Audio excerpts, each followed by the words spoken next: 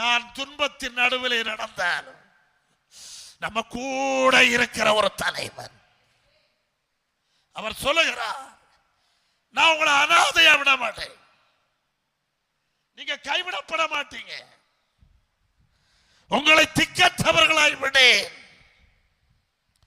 மத்தேயு 28:20 பின்பாகம் சொல்லுகிறார், இதோ உலகத்தின் முடிவு பரியந்தம்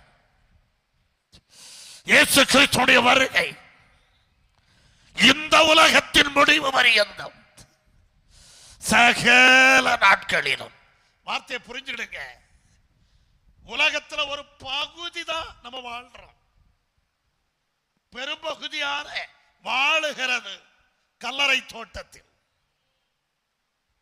சகல நாட்களிலும் நான் கூடவே